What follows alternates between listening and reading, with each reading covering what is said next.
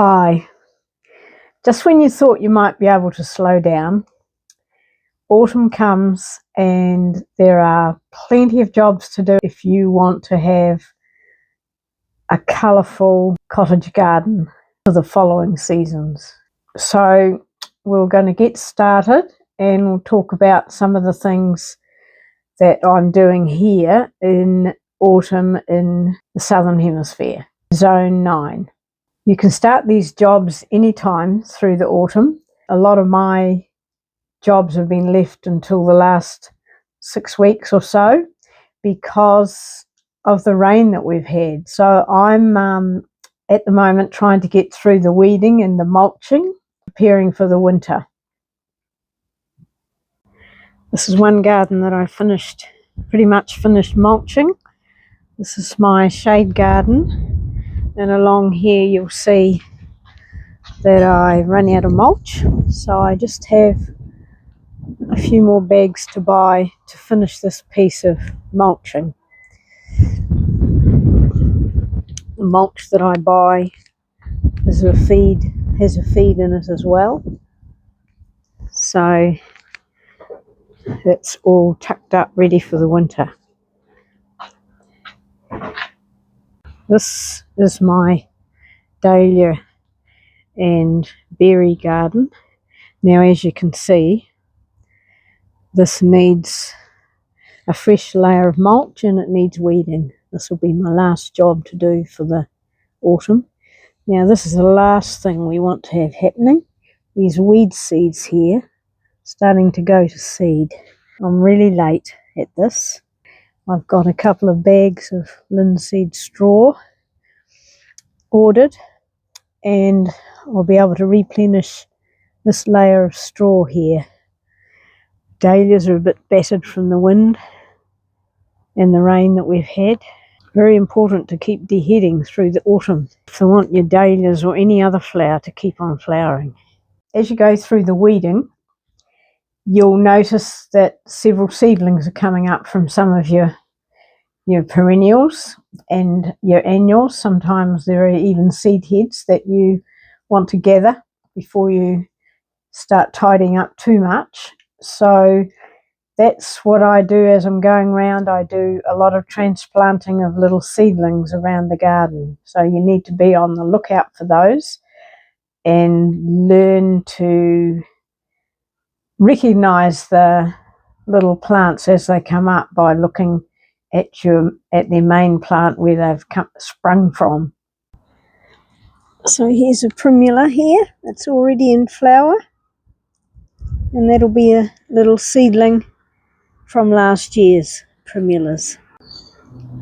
Now you'll see here in this back garden is a little primula.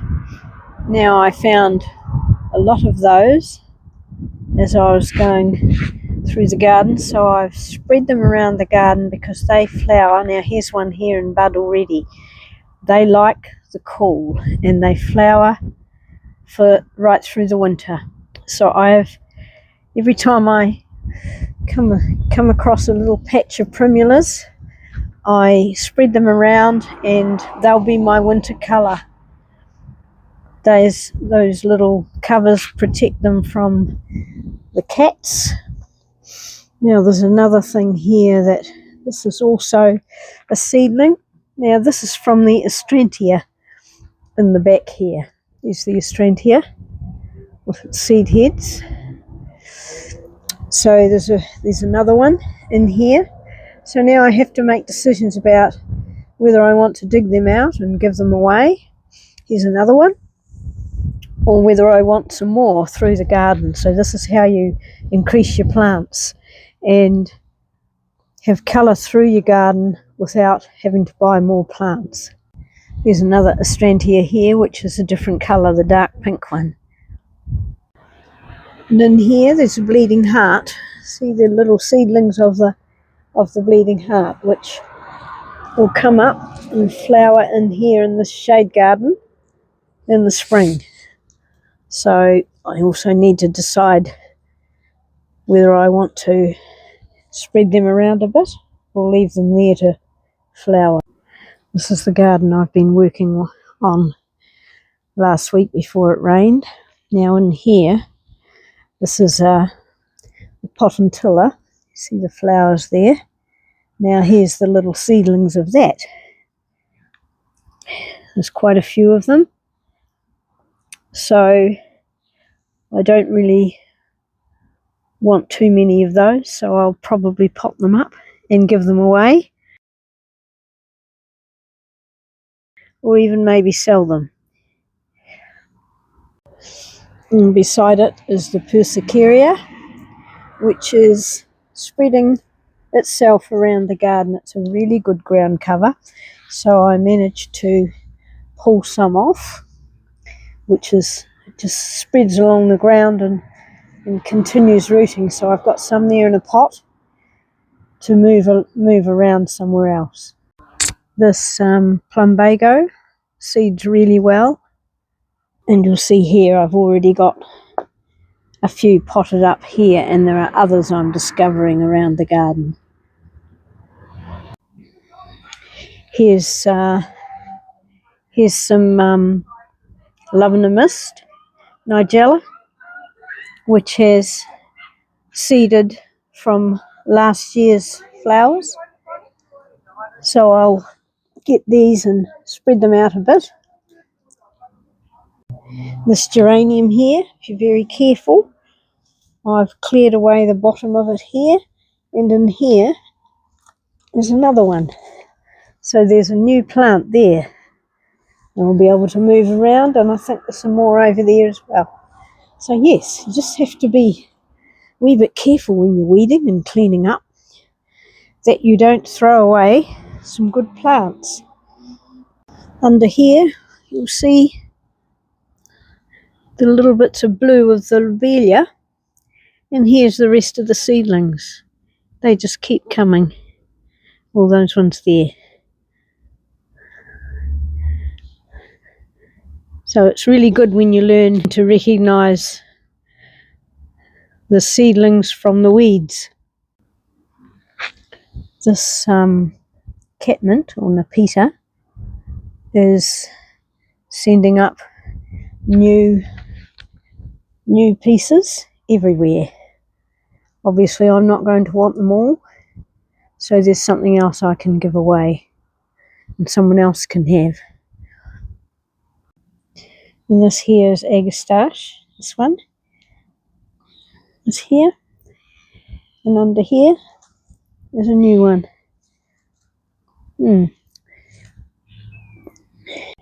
Even some shrubs. This is a New Zealand native, Coprosma, and under here you have all these seedlings. Now you might not always want to keep, you might just want to throw them in the weed pile, and that's fine, but there's an opportunity here to have more plants without having to buy them. So you'll see I've been weeding around this garden. This here is felicia,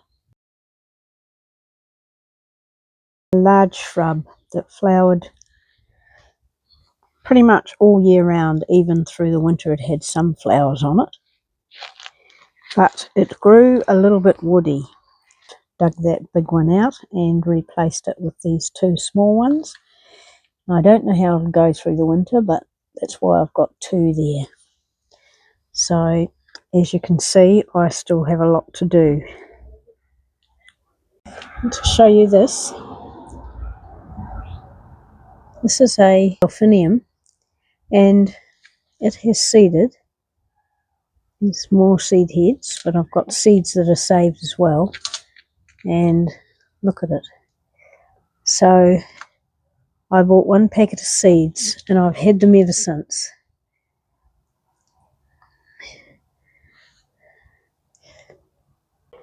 This is also a good time to identify the perennials that you'd like to divide up and move around the garden, or as I have said, give away plants.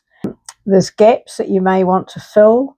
There's things that you might want to change around in terms of their colour and their size. You might have decided that something needs to come out from the back of the border into the closer to the front because it's getting swamped by larger plants. So I do that as I'm going around at this time of the year as well. And some of the perennials I wait till spring before they're split up, but this is the time when I'm deciding which things actually need to be split. And as I'm clearing all the weeds away and all the extra growth, I can decide what I need to do in the next season. And through the back here, I have this lupin, which is finished. Beside it, quite close, is a peony rose, and on the other side is my 2-year-old David Austin rose, which is called James L. Austin, and it's not done well there. The sun comes up over here and travels right round till it goes down over there. So this rose is not getting enough sunshine. So I'm going to move this lupin away from the peony rose and the David Austin and put it over in a gap here between the irises and the daffodils. There's a gap there, so I'll be putting that in there out of the way, and it will still get the sun behind those other plants. I want to show you how I move things around in the garden and shift them around according to their colours. Now this pink salvia here is the main bush that I have, and it sends out seedlings throughout the garden. And this one here is a seedling from it, I'm assuming, and it's sort of a pale mauve. And I thought that I would put it in front of my Lady of Shalott rose, which is orange, apricot. And then I remembered that I have lavender salvia in the back of the border and it needs moving. Probably in the spring. I took these and put them beside my David Austin rose. Now obviously I don't want the pink there. I don't think that does anything for either of them. And this one here is okay, but when I put the lavender beside my rose, it was totally different, a totally different look. So I'm going to go with that lavender, and also beside that rose is the plumbago and a verbena. I don't necessarily bring them inside and match them up like this, but I'm always looking to see what colours will go well together in the garden and flower pretty much at the same time. Actually, this plumbago flowers late summer and through the autumn, through most of the summer. The verbena is flowering all season long, so is the salvia, and so is the rose. So that's a good permanent sort of planting to do. Now the bulbs are coming up here. This little jonquil is almost finished, but there'll be more coming.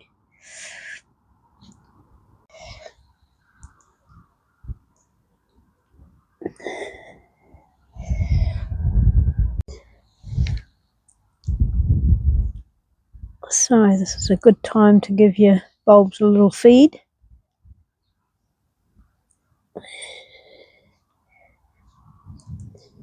Some anemones here. So they're all starting to come up now.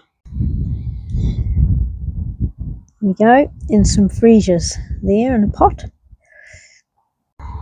The bulb planting should be finished now. It's getting late to be planting bulbs. I still have some ranunculus to plant in the next week.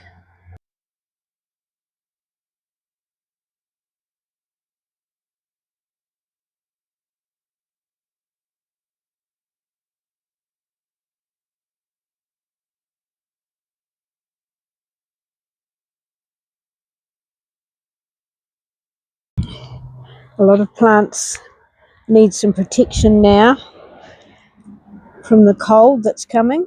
This here, heliotrope or cherry pie, really struggles through the winter. So I will pot this one up. I don't think I'll let it struggle in the garden for another season. I have got some others potted up that have done really well.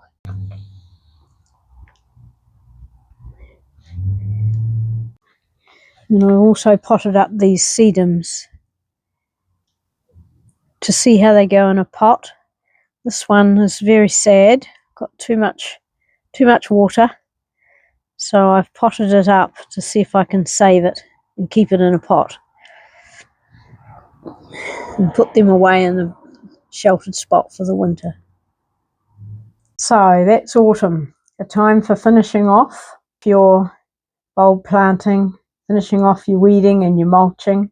Tidy up the garden as much as you can until the spring, looking after any cuttings that you've planted and keep them protected from the weather, and also to finish off the sowing of any hardy annuals that you've sown either inside or in the greenhouse if you have one. So that's how I increase my plants and the jobs I do through the autumn to give me the best possible following seasons in the garden with the least amount of costs that I can manage. So heavy gardening and multiplying of plants to give your garden the best possible outcome for the seasons to follow the autumn.